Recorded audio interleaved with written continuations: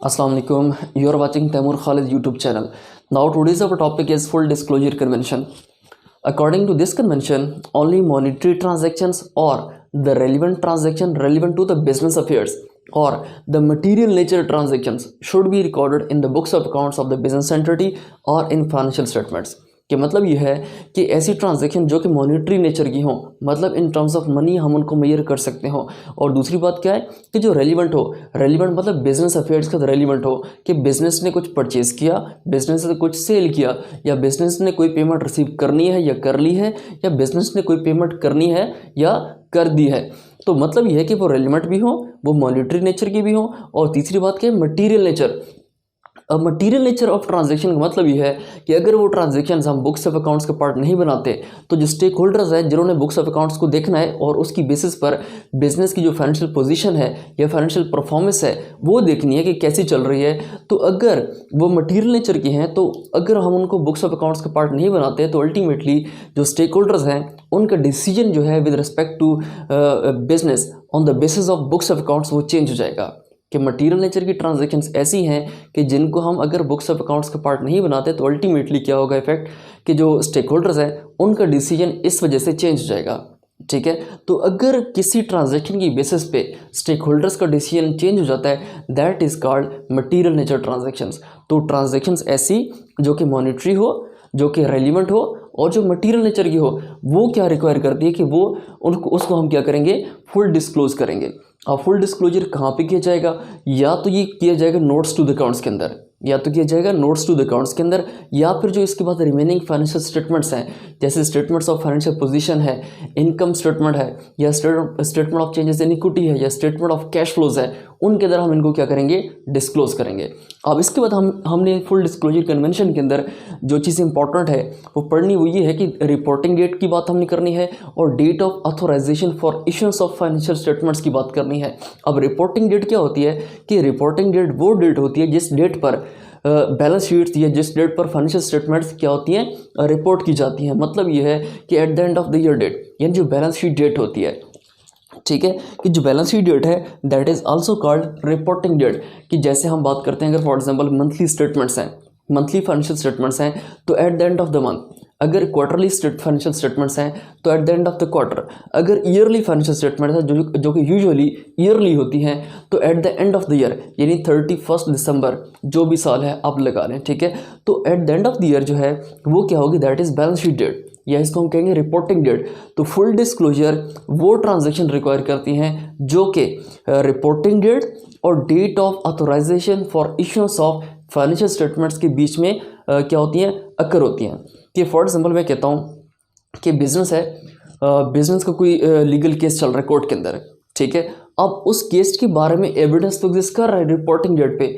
मतलब ये है कि बैलेंस शीट जो डेट है कि at the end of the year उसके बारे में जो केस चल रहा है उसके बारे में कुछ ना कुछ एविडेंस एग्जिस्ट कर रहा है, लेकिन अभी जो है वो इवेंट जो है वो टोटली क्या हुआ, अक्रू नहीं हुआ, टोटली अकर नहीं होगी, या डिसीजन हुआ नहीं है कि यार डिसीजन बिजनेस के हक में है या डिसीजन बिजनेस के अगेंस्ट है, बिजनेस को लॉस हुआ या बिजनेस को बेनिफिट हुआ इसके बारे में, तो वो अभी तक फाइनलाइज नहीं हुआ। लेकिन कि एविडेंस ऑफ एग्जिस्टेंस जो है वो रिपोर्टिंग डेट पर एग्जिस्ट कर रहा है। तो क्या है कि अगर ये ऐसे इवेंट्स हों, ऐसे फाइनेंशियल इवेंट्स हों जो कि बिजनेस बैलेंस शीट डेट, ये जो हम कहते हैं जिसको हम रिपोर्टिंग डेट कहते हैं, इसके दरमियान और date of authorisation for issuance of financial statements इनके दरमियान एग्जिस्ट करते हों, इनके दरमियान एग्जिस्ट करते हों, वो क्या करते हैं, उनको हम फुली डिस्क्लोज करते हैं, उनको हम फुली डिस्क्लोज करते हैं।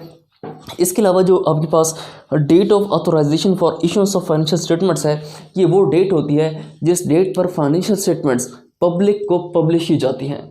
ठीक है, अब एक डेट होगी जिस पर फाइनेंशियल स्टेटमेंट्स प्रिपेयर की जाती हैं यानी रिपोर्टिंग डेट, यानी at the end of the year date, और एक डेट वो होगी कि जिस डेट पर ये जो बनाई हैं फाइनेंशियल स्टेटमेंट्स, ये जो बुक्स ऑफ अकाउंट्स बनाई हैं वो पब्लिक को हम क्या करते हैं, पब्लिश करते हैं। यानी बिजनेस की जो बुक्स ऑफ अकाउंट्स हैं पब्लिक को जिस डेट पर पब्लिश की जाती हैं that is called date of authorisation for issuance of financial statements. ठीक है, तो अब ये है कि जो इवेंट्स इन दो डेट्स के दरमियान अकर होते हैं, ठीक है, उनके लिए हमें क्या होता है, फुल डिस्क्लोजर रिक्वायर होता है। और जो डिस्क्लोजर है वो या तो नोट्स टू द अकाउंट्स के अंदर होता है या फिर कहाँ पे होता है, जो फर्दर रिमेनिंग फाइनेंशियल स्टेटमेंट्स हैं उनके अंदर होता है। ठीक है, तो इसको जरा हम पढ़ लेते हैं। full disclosure convention, according to this convention, all monetary transactions should be recorded in the books of accounts or financial statements of the business entity.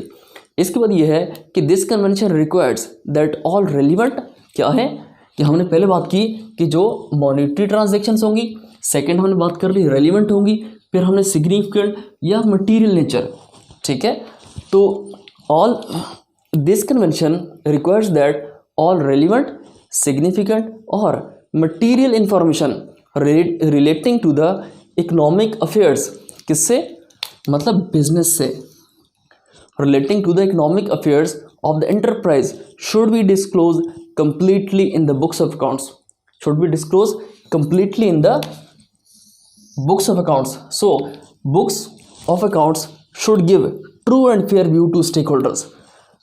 अब यहाँ पे स्टेक होल्डर्स की बात है। स्टेक होल्डर्स की बात हम ऑलरेडी कर चुके हैं प्रीवियस वीडियोज़ के अंदर। हमने कहा था स्टेक होल्डर्स वो होते हैं जिनका बिजनेस के अफेयर्स के अंदर सेल्फ इंटरेस्ट होता है। फर्दर पढ़ लेते हैं इसमें कि फाइनेंशियल इवेंट्स अकरिंग, अब इवेंट्स हैं कुछ फाइनेंशियल नेचर के होते हैं और कुछ नॉन फाइनेंशियल नेचर के होते हैं। जो फाइनेंशियल नेचर के होते हैं वो क्या होते हैं, फुली डिस्क्लोज होते हैं, लेकिन जो नॉन फाइनेंशियल नेचर के होते हैं वो क्या होते हैं, फुली डिस्क्लोज नहीं होते, वो सिर्फ क्या होते हैं, नोट्स टू द अकाउंट्स के पार्ट बनते हैं, ठीक है। हमने बात की थी इवेंट्स क्या होते हैं। इवेंट्स आर दोज इंसिडेंट और अकरेंसेस दैट रिलेट टू और have an impact on the business of an entity. उनका बुक्स ऑफ अकाउंट्स के अंदर कोई रोल नहीं होता, उनको हम नोट्स टू द अकाउंट्स के अंदर डिस्क्लोज करते हैं। लाइक हमने बात की थी कि रेजिग्नेशन ऑफ एन एम्प्लॉय, या हम बात की थी कि होल्डिंग अ मीटिंग, या हमने बात की थी लेबर स्ट्राइक। तो ये सारे क्या हैं, दीज आर इवेंट्स, लेकिन ये क्या है, यानी ये इवेंट्स हैं लेकिन ये क्या है, नॉन फाइनेंशियल हैं, इनको हम मेजर नहीं कर सकते। तो फर्दर हमारे पास क्या है कि financial events occurring after balance sheet date. After balance sheet date मतलब रिपोर्टिंग डेट के बाद, but before issuance of financial statements requires full disclosure. हमने स्टार्ट में बात की थी, थोड़ी देर पहले बात की है कि ऐसे इवेंट्स, ऐसे फाइनेंशियल इवेंट्स जो कि रिपोर्टिंग डेट यानी बैलेंस शीट डेट और date of authorisation for issuance of financial statements के दरमियान अकर होते हैं या इंकर होते हैं, उनको क्या करते हैं, हम उनको फुल डिस्क्लोज करते हैं। और डिस्क्लोज कहाँ पे करते हैं, या तो हम उनको नोट्स टू द अकाउंट्स के अंदर करते हैं, या जो रिमेनिंग फाइनेंशियल स्टेटमेंट्स हैं जिनमें फाइनेंशियल पोजीशन है, इनकम स्टेटमेंट है, statement of changes in equity है, या स्टेटमेंट ऑफ कैश फ्लोज है, इनके अंदर हम उनको क्या करते हैं, रिकॉर्ड करते हैं, ठीक है। तो बाकी ये है कि बैलेंस शीट डेट क्या होती है। बैलेंस शीट डेट वो डेट होती है जो जिसको हम रिपोर्टिंग डेट कहते हैं, और date of authorisation for issuance जो है ये वही डेट है जिस डेट पर फाइनेंशियल स्टेटमेंट या जो बुक्स ऑफ अकाउंट्स है वो पब्लिक को पब्लिश की जाती हैं, ठीक है। इसके अलावा ये जो है इसके अंदर जो एडजस्टिंग इवेंट्स लिखा हुआ है, इसका मतलब ये है कि इनको हम डिस्क्लोज करते हैं, इनको हम फुली डिस्क्लोज करते हैं फाइनेंशियल स्टेटमेंट्स के अंदर, नोट्स के अंदर नहीं लिखे जाते, ठीक है। तो दीज रिक्वायर फुल डिस्क्लोजर। तो ये हमारे पास था फुल डिस्क्लोजर कन्वेंशन, जिसमें क्या होते हैं, जो मॉनेटरी ट्रांजैक्शन या मटेरियल नेचर ट्रांजैक्शन या जो रेलिवेंट होती हैं, यानी सिग्निफिकेंट और रेलिवेंट किससे, बिजनेस के अफेयर्स के साथ, तो वो हम क्या करते हैं, उनको हम फुली डिस्क्लोज करते हैं, या तो नोट्स के अंदर, नोट्स टू अकाउंट्स के अंदर, या फिर जो बाकी फाइनेंशियल स्टेटमेंट्स के अंदर है उनके अंदर हम इनको रिकॉर्ड करते हैं। This is full disclosure convention. इसके अंदर अगर कोई चीज़ आपको क्लियर नहीं हुई तो काइंडली आप मुझसे कमेंट सेक्शन में पूछिएगा, ठीक है। Further thank you so much for watching.